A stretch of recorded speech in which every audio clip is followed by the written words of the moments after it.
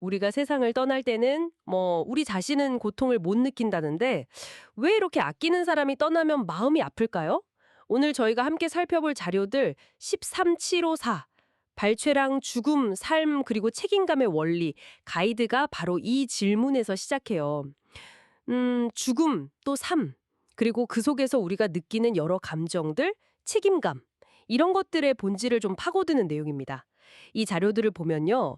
상실의 아픔이 그냥 슬픔에서 끝나는 게 아니라, 남겨진 우리를 위한 공부의 기회다, 이렇게 이야기하더라고요.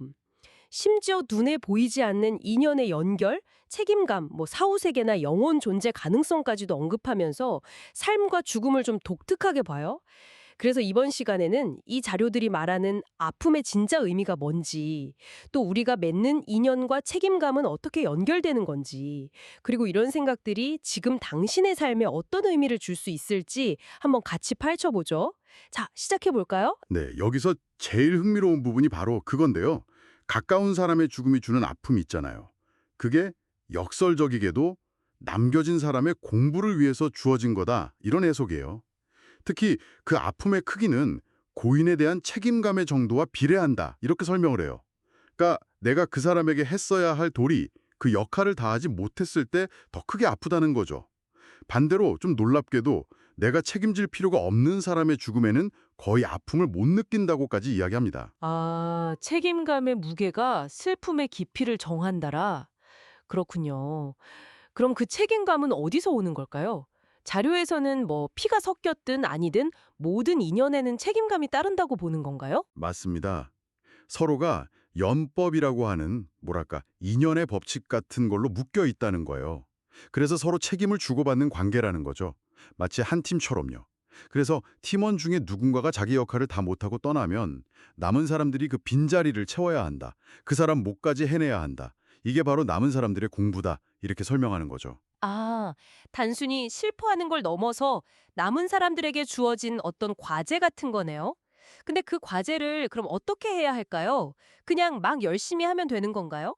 아니요, 그게 중요한 지점인데요. 자료에서는 그냥 열심히 하는 것보다 알아서 바르게 하는 방법을 찾는 공부가 필요하다고 딱 짚어요. 그러니까 상황 파악도 제대로 못하고 막 노력만 하면 오히려 잘못된 길로 갈 수 있잖아요. 그래서 먼저 올바른 길을 분별하는 지혜, 그 공부가 필요하다는 의미죠. 자꾸 비슷한 어려움이 반복되는 건 어쩌면 이 바른 방법을 찾는 공부가 부족했기 때문일 수 있다, 이렇게 지적하기도 하고요. 그렇군요. 바른 방법을 찾는 공부라. 근데 이 자료들 죽음 이후의 가능성에 대해서도 이야기를 하잖아요. 영혼 같은 거요. 네, 맞아요. 죽음이 완전한 끝이 아닐 수도 있다, 이런 가능성을 열어두는 거죠. 영혼이 때로는 남은 사람들 곁에 머물면서 어떤 감이나 꿈 아니면 영적인 표적 같은 걸로 자기 존재를 알리기도 하고요. 또 영혼의 세계에서 처리할 일이 다 끝나면 다시 어떤 형태로든 나타날 수도 있다, 이렇게 언급하기도 합니다. 죽음 이후에도 인연의 끈이 이어질 수 있다니. 이게 혹시 더 확장되기도 하나요? 네, 더 나아가서는요.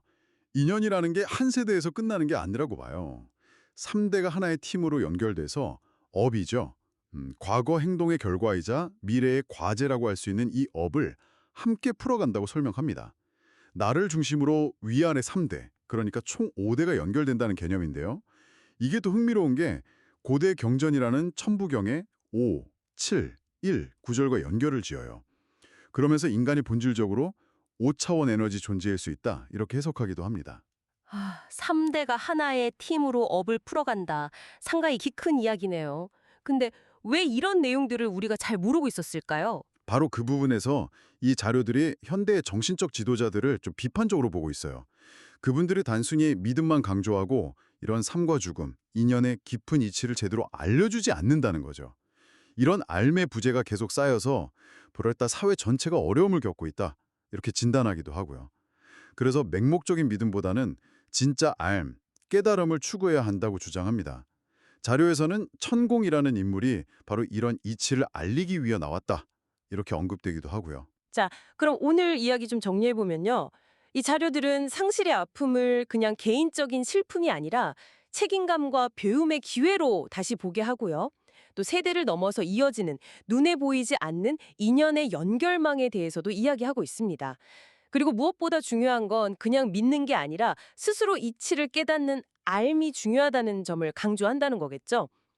당신의 삶에서 혹시 겪었던 어려움이나 누군가를 떠나보낸 경험을 한번 돌이켜 보세요.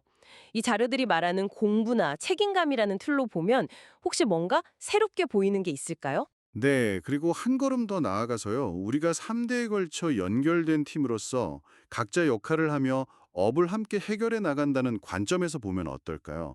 현재 당신의 삶에서 당신은 보이지 않는 이 팀원들과 어떻게 협력하고 있다고 느끼시나요? 그리고 당신에게 주어진 역할, 당신의 몫은 무엇이라고 생각하십니까? 잠시 멈춰서 스스로에게 한번 던져볼 만한 그런 질문인 것 같습니다.